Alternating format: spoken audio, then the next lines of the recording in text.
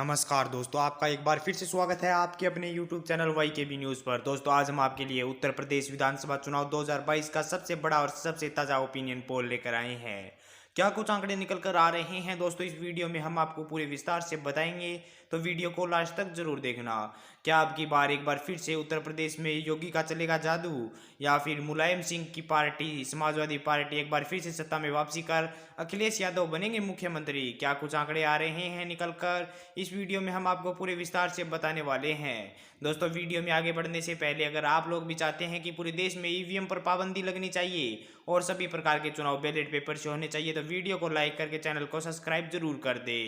साथ ही दोस्तों, comment box में ईवीएम बैन जरूर लिख दे। दोस्तों, इस वीडियो में हम आपको जिला वाइज बताएंगे कहां से किस पार्टी को बढ़त मिल रही है। सबसे पहले बात कर लेते हैं आगरा की। तो आगरा में विधानसभा की कुल 9 सीटें हैं, जिसमें से 5 सीटों पर समाजवादी पार्टी, 2 सीटों पर भारतीय जनता पार्टी, 1 सीट पर बहुजन समाजवादी पार्टी तथा 1 सीट कांग्रेस के खाते में जा रही है। वहीं पर अलीगढ़ की 7 विधानसभा सीटों की बात करें तो 4 सीटों पर समाजवादी पार्टी, 3 सीटों पर बीजेपी को बढ़त मिलती हुई दिखाई दे रही है। वहीं पर दोस्तों बात कर लेते हैं प्रयागराज की। तो प्रयागराज में विधानसभा की कुल 12 सीटें हैं, इन सभी 12 की 12 सीटों पर समाजवादी पार्टी को बढ़त मिलती हुई दिखाई दे रही है। वहीं पर दोस्तों बात कर लेते हैं अंबेडकर नगर की। तो अंबेडकर नगर में विधानसभा की कुल 5 सीटें हैं, जिसमें से 3 सीटों पर समाजवादी पार्टी, 2 सीटों पर बीएसपी को बढ़त मिलती हुई दिखाई दे रही है। वहीं पर दोस्तों बात कर लें अमेठी की। तो अमेठी में विधानसभा की कुल 4 सीटें हैं, जिसमें से 3 सीटों पर समाजवादी पार्टी तथा 1 सीट कांग्रेस पार्टी के खाते में जाती हुई दिखाई दे रही है। वहीं पर दोस्तों अगर हम बात करें अमरोहा की। तो अमरोहा में विधानसभा की कुल 4 सीटें हैं, जिसमें से 2 सीटों पर समाजवादी पार्टी, 1 सीट पर भारतीय जनता पार्टी, 1 सीट पर बहुजन समाजवादी पार्टी कब्जा करती हुई दिखाई दे रही है। वहीं पर दोस्तों बदायूं की 6 विधानसभा सीटों की बात कर लें तो यहां पर 4 सीटों पर समाजवादी पार्टी, 1 सीट पर बीजेपी, 1 सीट पर बीएसपी को बढ़त मिलती हुई दिखाई दे रही है। वहीं पर दोस्तों बागपत की बात करें तो बागपत में विधानसभा की कुल 3 सीटें हैं, जिसमें से 2 सीटों पर एसपी तथा 1 सीट पर बीएसपी को बढ़त मिलती हुई दिखाई दे रही है।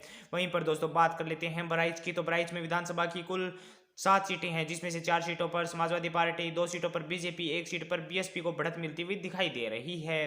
वहीं पर दोस्तों बलिया की बात करें तो बलिया में विधानसभा की कुल 7 सीटें हैं, जिसमें से समाजवादी पार्टी के खाते में 5, बीजेपी के खाते में 2 सीटें जाती हुई दिखाई दे रही है। वहीं पर दोस्तों बात कर लेते हैं बलरामपुर की। तो बलरामपुर में विधानसभा की कुल 4 सीटें हैं, इन चारों ही सीटों पर समाजवादी पार्टी का कब्जा होता हुआ दिखाई दे रहा है।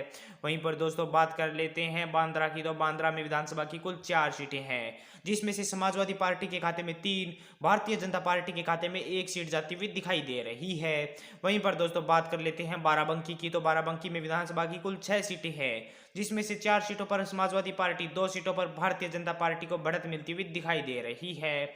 वहीं पर दोस्तों बरेली की बात करें तो बरेली में विधानसभा की कुल 9 सीटें हैं, जिसमें से समाजवादी पार्टी के खाते में 6, बीजेपी के खाते में 2 तथा 1 सीट कांग्रेस पार्टी के खाते में जा रही है।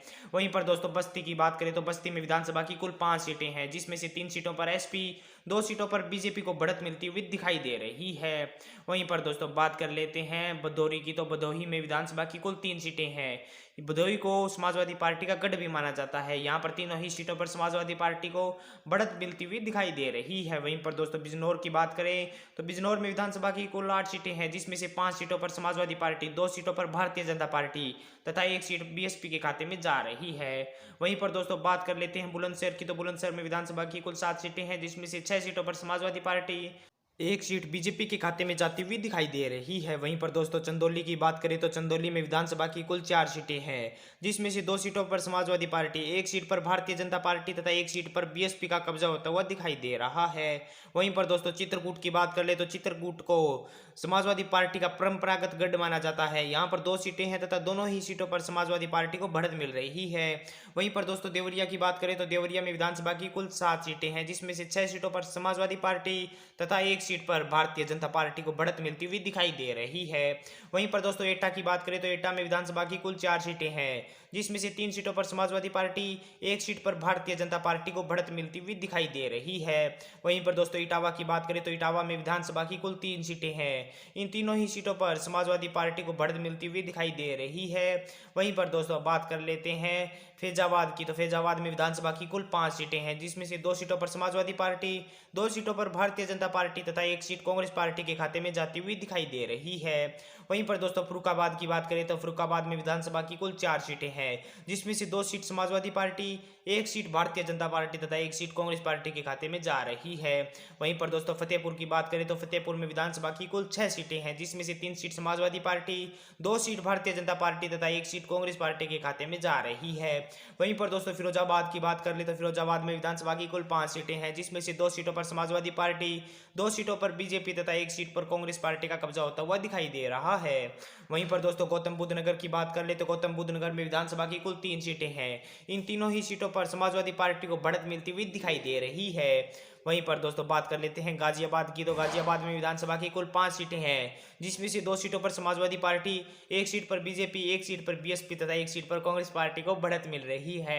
वहीं पर दोस्तों गाजीपुर की बात करें तो गाजीपुर में विधानसभा की कुल 7 सीटें हैं, जिसमें से 4 सीटों पर समाजवादी पार्टी, 2 सीटों पर बीजेपी, 1 सीट पर बीएसपी को बढ़त मिलती हुई दिखाई दे रही है। वहीं पर दोस्तों गोंडा की बात करें तो गोंडा में विधानसभा की कुल 7 सीटें हैं, जिसमें से 5 सीटों पर समाजवादी पार्टी, 1 सीट पर बीजेपी तथा 1 सीट पर कांग्रेस पार्टी को बढ़त मिल रही है। वहीं पर दोस्तों गोरखपुर की बात कर ले तो गोरखपुर में विधानसभा की कुल 9 सीटें हैं, सभी 9 की 9 सीटों पर समाजवादी पार्टी को बढ़त मिलती हुई दिखाई दे रही है। वहीं पर दोस्तों बात कर लेते हैं अगले जिले की, तो अगला जिला है हमीरपुर। हमीरपुर में विधानसभा की कुल 2 सीटें हैं, जिसमें से 1 सीट पर समाजवादी पार्टी तथा 1 सीट पर भारतीय जनता पार्टी को बढ़त मिलती हुई दिखाई दे रही है। वहीं पर दोस्तों हापुड़ की बात करें तो हापुड़ में विधानसभा की कुल 8 सीटें हैं, जिसमें से 5 सीटों पर समाजवादी पार्टी, 2 सीटों पर भारतीय जनता पार्टी तथा 1 सीट पर बहुजन समाज पार्टी को बढ़त मिल रही है। वहीं पर हाथरस की बात कर ले तो हाथरस में विधानसभा की कुल 3 सीटें हैं, जिसमें से 2 सीटों पर समाजवादी पार्टी, 1 सीट पर भारतीय जनता पार्टी को बढ़त मिलती हुई दिखाई दे रही है। वहीं पर दोस्तों जालौन की बात करें तो जालौन में विधानसभा की कुल 3 सीटें हैं, यहाँ पर तीनों ही सीटों पर समाजवादी पार्टी को बढ़त मिलती हुई दिखाई दे रही है। वहीं पर दोस्तों अगले जिले की बात कर ले तो अगला जिला है जौनपुर। जौनपुर में विधानसभा की कुल 9 सीटें हैं, जिसमें से 6 सीटों पर समाजवादी पार्टी, 1 सीट पर बीजेपी, 1 सीट पर बीएसपी तथा 1 सीट कांग्रेस पार्टी के खाते में जाती हुई दिखाई दे रही है। वहीं पर दोस्तों झांसी की बात कर ले तो झांसी में विधानसभा की कुल 4 सीटें हैं, ये चारों सीट समाजवादी पार्टी के खाते में जाती हुई दिखाई दे रही है। वहीं पर दोस्तों बात कर लेते हैं कन्नौज की, तो कन्नौज में विधानसभा की कुल 3 सीटें हैं, जिसमें से समाजवादी पार्टी के खाते में 2 तथा 1 सीट भारतीय जनता पार्टी के खाते में जाती हुई दिखाई दे रही है। वहीं पर दोस्तों बात कर ले कानपुर देहात की, तो कानपुर देहात में विधानसभा की कुल 4 सीटें हैं, इन चारों की चारों सीटों पर समाजवादी पार्टी का कब्जा होता हुआ दिखाई दे रहा है।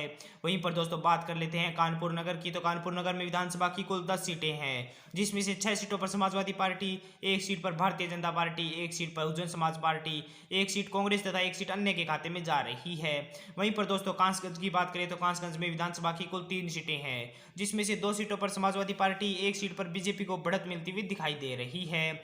वहीं पर दोस्तों कौशाम्बी की बात कर ले तो कौशाम्बी में विधानसभा की कुल 3 सीटें हैं, इन तीनों की तीनों सीटों पर समाजवादी पार्टी को बढ़त मिलती हुई दिखाई दे रही है।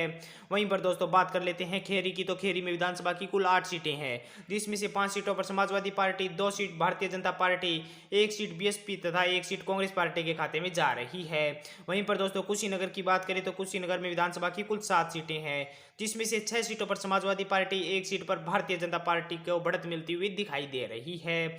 वहीं पर दोस्तों ललितपुर की बात कर ले तो ललितपुर में विधानसभा की कुल 2 सीटें हैं तथा दोनों की दोनों सीटों पर समाजवादी पार्टी को बढ़त मिलती हुई दिखाई दे रही है।